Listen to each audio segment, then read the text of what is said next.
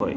Olá, alunos do primeiro ano, estamos em mais uma aula de redação. Sou a professora Liege e hoje nós vamos falar sobre a enumeração. Enumeração e os gêneros textuais. Nas últimas aulas nós tínhamos falado de multiplicidade, de linguagens, da importância de entender um texto publicitário, uma propaganda, a linguagem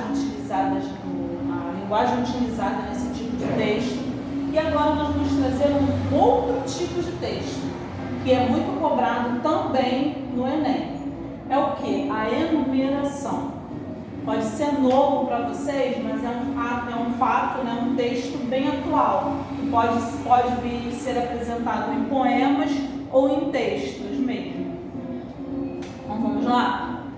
A enumeração é organizada sem introdução, desenvolvimento e conclusão. Como assim, professora? Ela não vai seguir essa ordem linear.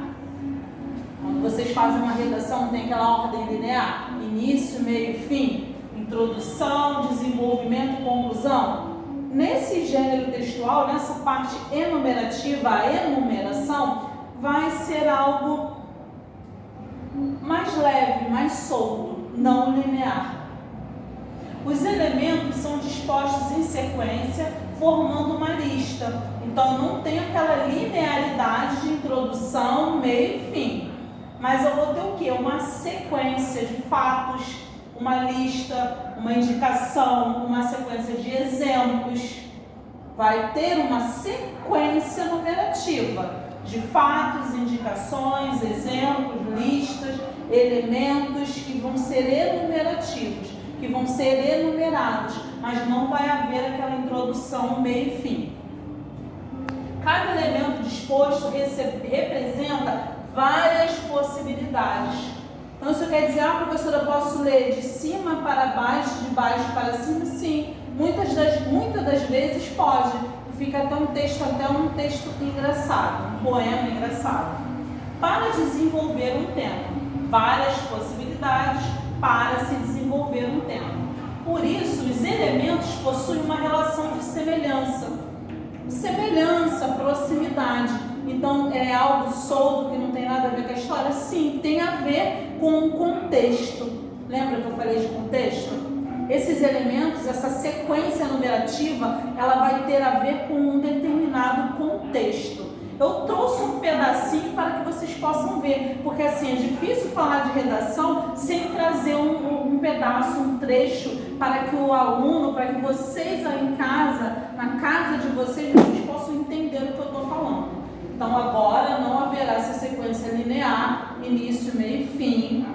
Vai haver uma lista, uma sequência de elementos e que vão nos dar várias possibilidades de criação. Mas é algo solto que não tem nada a ver? Não, eles vão possuir uma relação de semelhança. Esses elementos vão ter uma semelhança dentro de um contexto. Anotem aí, peguem um caderno para anotar. Proximidade, uma relação de complementaridade. Então vão ser complementares, eles vão se completar. Por quê? Porque eles fazem parte de um determinado contexto. Então não vou sair escrevendo, se eu for falar lá no final eu vou explicar melhor. Pois ficam reunidos formando uma ideia ampla. É algo vago? Não, é algo amplo, que tem a ver com um determinado contexto. Não é porque eu não vou ter início, meio e fim que vai ficar algo solto, vai ficar algo amplo, enumerado, mas dentro de um contexto. Anotem. Formando uma ideia ampla, ou seja, todos pertencem a um mesmo conjunto. Então, anotem. A professora falou que não vai ter linearidade, mas vai ter um contexto. Esses elementos que vão estar soltos, aparentemente soltos, enumerados, mas eles fazem parte de um mesmo conjunto de ideias. Eles possuem proximidade. O emprego da enumeração possibilita desenvolver habilidades de evocação, ou seja, uma imagem suscita imagens. Uma imagem me refere a outras imagens.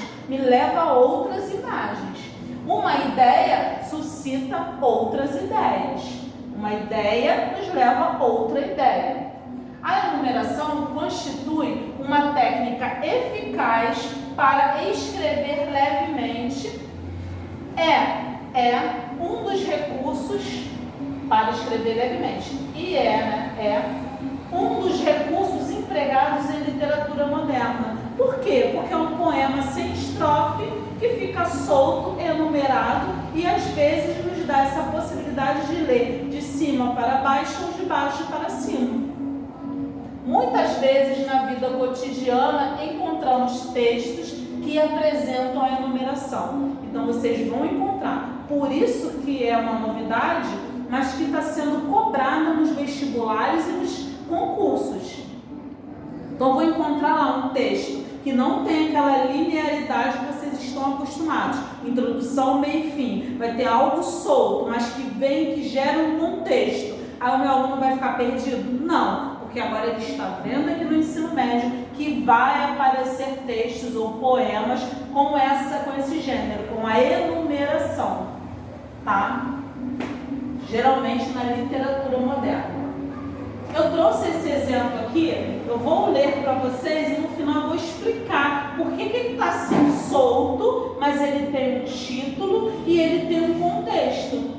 Ele está com elementos soltos, com elementos que gerou várias possibilidades de leitura, porque esses elementos soltos, que faz parte de um conjunto de ideias, de um contexto, ele me dá várias possibilidades interpretativas, né, e várias possibilidades para que eu possa entender melhor o texto, para desenvolver mais esse tema.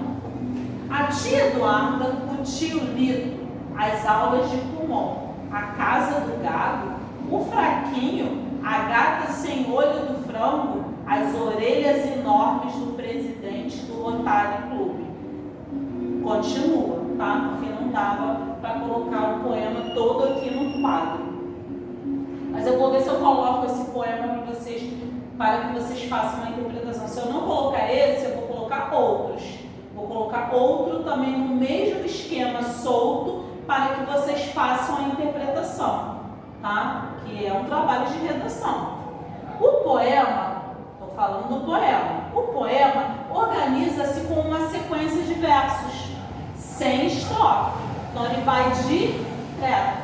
Ele não tem aquela estrutura de poema. Ele parece um poema, mas ele não tem estrofe. E apresenta uma série de recordações da infância. Então isso aqui é algo aleatório, solto? Não. Lê lá o título. Memórias dos dias comuns.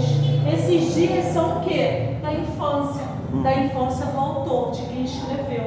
Então ele relatou a infância. Então isso aqui está tudo solto do nada? Não. São ideias que levam proximidade e que tem um contexto, que nos leva ao que é um mesmo conjunto, um conjunto de ideias. Então isso aqui é do nada? Não. São o quê? Recordações de uma infância, da infância de quem escreveu, do autor do poema. Então, é uma ideia, é um tema, né? É uma redação que vai ter um título, só que ela não vai ser escrita da forma tradicional. Ela vai ser escrita enumerada, solta. Versos livres, soltos, mas que são próximos, que nos levam a uma semelhança. Porque um completa o outro. Se você for ver, ele está falando da infância dele. A tia Eduarda, tio Lito, as aulas de Kumon que ele tinha, a casa do gado, o fraquinho, deve ser alguém, apelido de alguém, a gata sem olho do frango, frango deve ser alguém que tinha uma gata sem olho, e as orelhas enormes do presidente do Rotary Clube.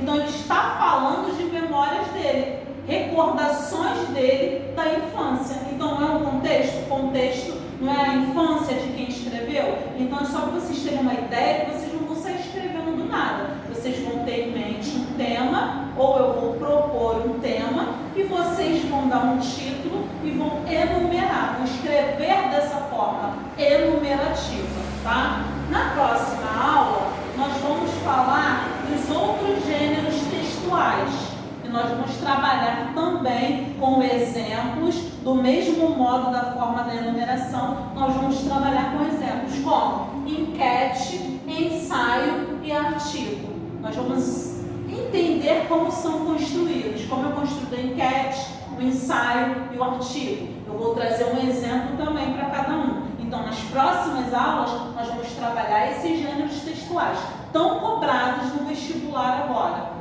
Tá? Houve uma mudança bem grande, muito grande, foi reformulado. Então, essa ideia que nós tínhamos antes, bem de modelo tradicional de texto, agora foi mudada. Tá? Nós vamos aprender e vamos construir